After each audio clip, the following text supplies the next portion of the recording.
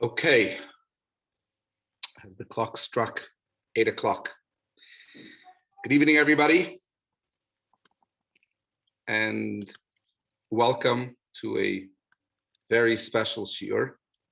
When I say very special, I'm not referring to any commentary or context that I'm going to give. I'll do my best, but I'm referring to the purpose of the shiur, the dedication of the shiur, to a very special friend, person. And when I say friend, I don't only mean to myself, but really to Am Yisrael, to all of us here. Whether you had that opportunity yourself or you, excuse me, or are benefiting from the incredible vision of Reb Ezriel ben David, the gift of Eric's love for Klal Yisrael to all of us is something that's an inspiration, and as we'll see in just a moment, something that you could perhaps see and find in much of what we're going to be learning today. So just a little bit of background first. The Mishna that we're learning, we know Pirkei Avot is the ethics of the fathers, the ethics of the elders. And already in that context, those people that create a sense of knowledge and awareness that they give over to the next generation, in that context and in that environment, I think there's a great deal that Rabbi Ezriel ben David can really show for all of us. But this Mishnah in particular, Mishnah 16 and chapter 2, it's at the very end of the chapter. And as we know, many of the Mishnayot of Pirkei Avot, they flow from one to the next. There's almost this symmetry that goes through them. But here it's even more so, because the previous Mishnah, and I'll share it with you, the previous Mishnah is from Rabbi Tarfon as well. And the Mishnah that we're learning, number 16, is Hu Haya Omer. So I'm not going to focus on the first Mishnah. We'll leave that for another day. But the very simple principle of it is, Rabbi Tarfon said, the day is short, the work is much, the workers are lazy, the reward is great, and the master is pressing. Who was Rabbi Tarfon? He was one of the greatest sages that the Jewish people ever had. You may be familiar with a famous teaching of the Talmud. We know that in Jewish law there is a principle of capital punishment, right? Where someone could be punished by death. It's for murder or for other things. And yet, it was Rabbi Tarfon who was the one who said that if my Beth Din would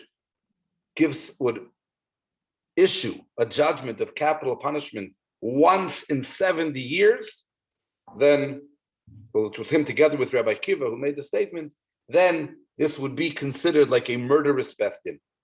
In other words, he was somebody who saw very powerfully the importance of taking a compassionate approach, a sensitive approach to the people that you are judging or teaching or guiding. So what does he actually say now in our Mishnah? So the previous Mishnah is where he says that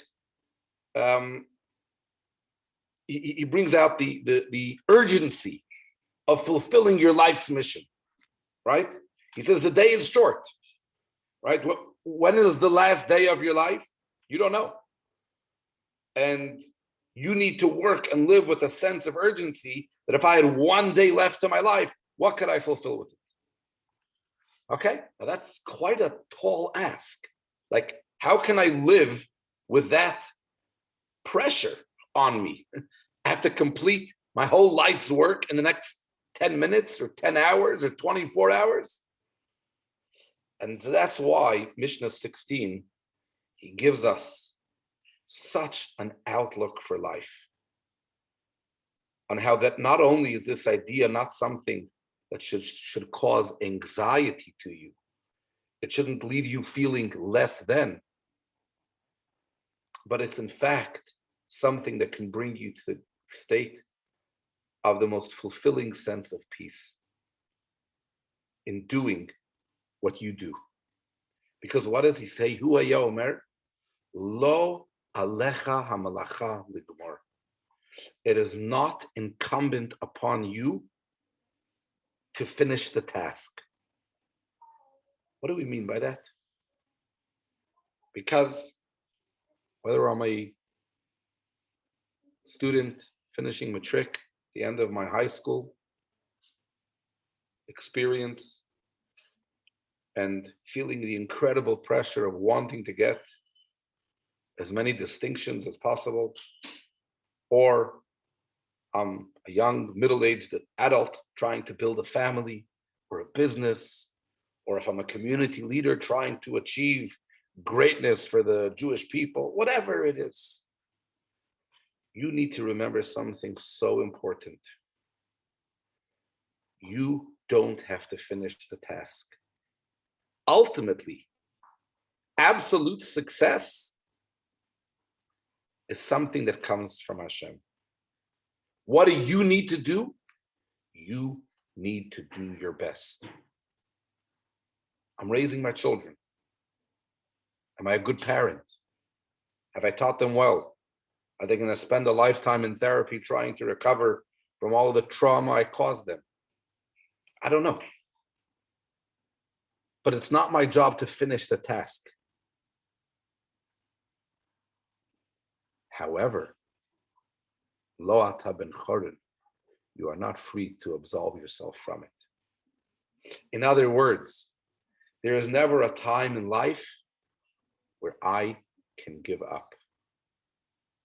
It's never my time to say, I'm out of here.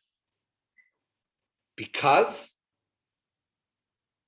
this that you have been given was not a choice. As another Mishnah tells us, al karchach atachai. We weren't asked whether or not we want to come into this world. And we were not asked whether we're going to leave.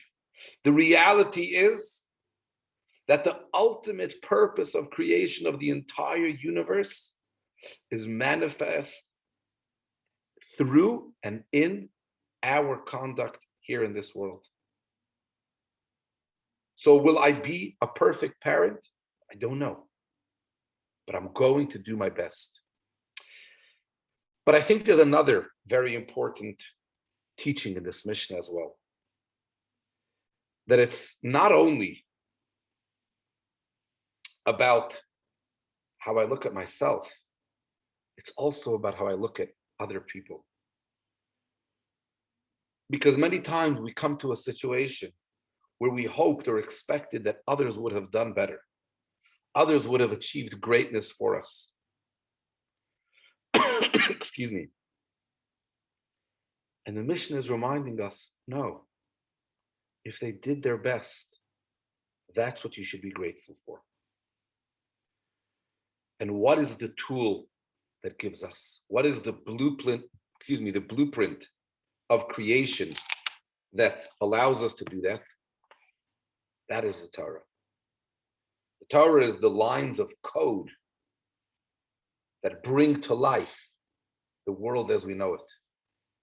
Im lomadata Torah harbe, if you've learned a lot of Torah, neisnin lecha sachar harbe, you will be given a lot of reward. Now, here's, it's the Mishnah is employing the terminology of a transactional relationship between an employee and an employer. We're here for a job. Now that in and of itself already tells us something. That we don't own this place. We don't own this territory. We actually don't own our homes or our businesses or our families or ourselves. We've been brought here to do a job and to do a good job. And please God, we will. But here's the question. The term, if you look in the Hebrew over here, it says, notnin lecha sachar harbe, right? You will be greatly rewarded. Is an employee's work a reward? Am I rewarded at the end of a hard day when I get a paycheck? No, I'm paid. The term should have been mishalmin. What do we mean that we do our best? Hashem says we will be greatly rewarded. You know why? Because the blessings that we get through the work that we invest, the nachas that we get, the Mishna is telling us will always be far beyond the hours that we put in, at whatever rate we're expecting to get it. So the idea is that we need to approach our life with this balance. We have to have the pressure of Mishnah 15. There's work to be done, but we also have to have that sense of peace of Mishnah 16. We don't have to finish the job. We just need to do the best. And then the Mishnah continues,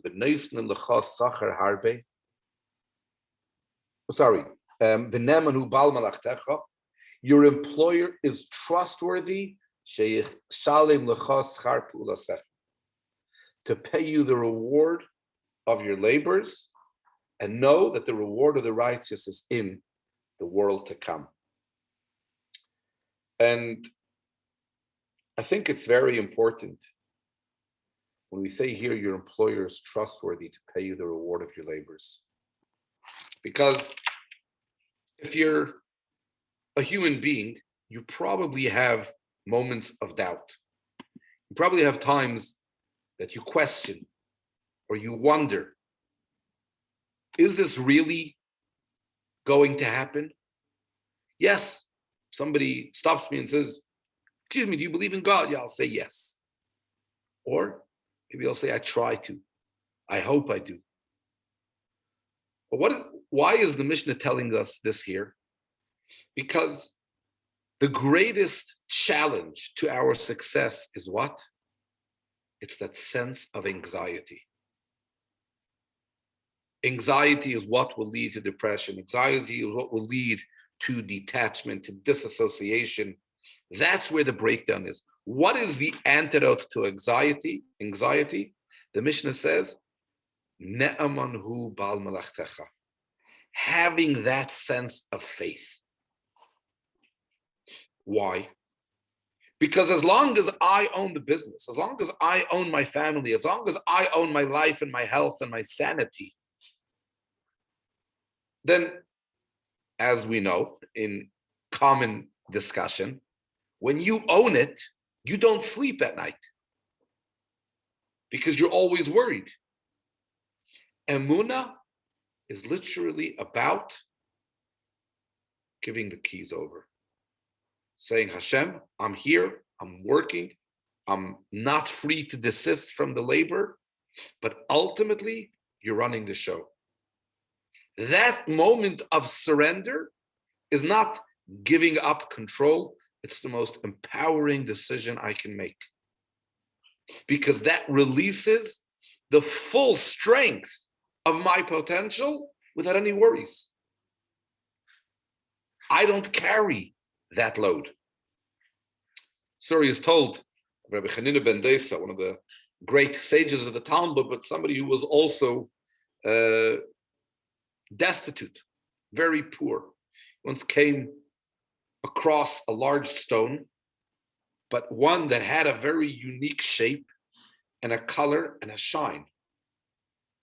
And this beautiful stone, he realized this is something very, very valuable, covered as it was with dust, etc. And so he went home and he got some tools. He began to shape it and to smooth it and to polish it and to let it shine and let its colors come out. Now he has this beautiful, magnificent stone. And he wanted to bring the stone now up to the temple, to Yerushalayim. And when he realized, but one second, how am I going to transport this there? He suddenly felt anxious. He felt let down.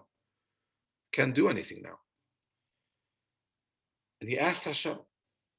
He let go.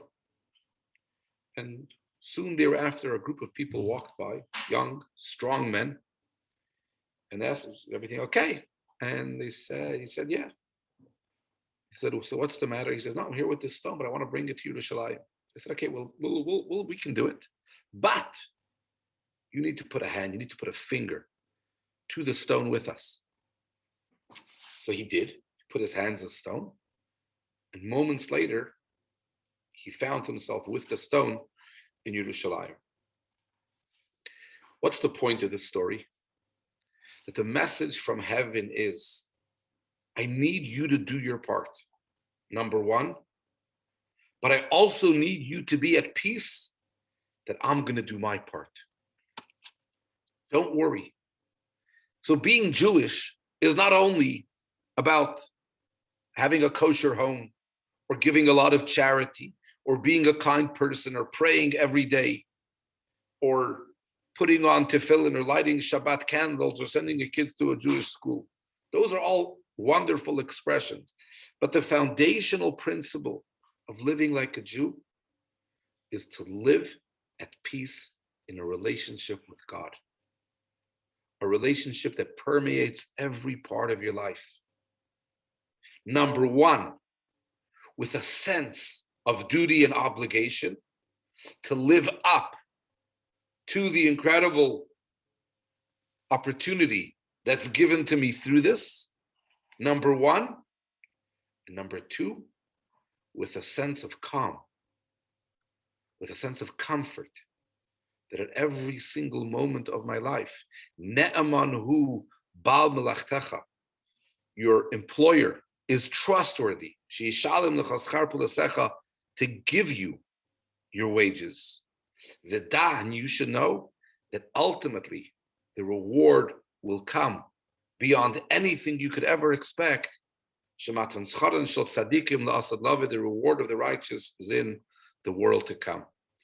I'll just close with a hope that if any of these words of Torah were of any context, and I hope they were, because the reality is that every one of us is on the job. We're all on God's payroll. And we're all getting a very good salary. Every single one of us. The fact that we have the level of health that we have, and nobody has it perfect, you're right. The level of wealth that we have, the level of nachas, the level of friends and of community. And again, on those 5 points, nobody's scoring 10 out of 10, but we're all averaging a pretty good salary on Hashem's payroll. True, but we also deal with many, many different levels of challenges, struggles, obstacles, and so much of that, the majority of those challenges are internal, things we need to work out, things none of our friends, even our family, know what it is that we are working through. True. But hopefully the teachings of this Mishna can help us achieve some sense of a balance between these two ideas, not that they are opposites, but they actually work together. That the importance and the amount of responsibility that we carry and the urgency with which we need to actualize it comes along at the very same level with the sense of calm and peace that comes through this emunah, through this faith that we have. And so if any of this was of any benefit to any of us, and we should be able to apply it, please God, through the teachings of this Mishnah, it should be a merit to the neshama of Rabbi Israel ben David, as the Mishnah concludes, the reward of the righteous is in the world to come. But the world to come does not only mean the afterlife of heaven, where a soul exists after its passing, but Olam Haba is also the world of the coming of Mashiach, a world where things will be perfect, where we'll be scoring 10 out of 10 on every channel of the salary, of the payroll that we get from Hashem. And most significantly, when we'll be reunited with those who have passed in the Tchias HaMeisim, as the Maimonides writes in the 13th principle of faith, that there will come a time when we'll be reunited with those that we love, those that we know. And please God, this should be a merit for Israel ben David, for his neshama now, and for his family, and hopefully for all of us. Thank you very much. If anybody has any questions, you're welcome to share it in the chat. I'll stay here for just a moment. Otherwise, thank you all for joining us. And please God, you should be able to continue learning these beautiful Mishnayot, and it should be a guide and an inspiration in your life. All the best.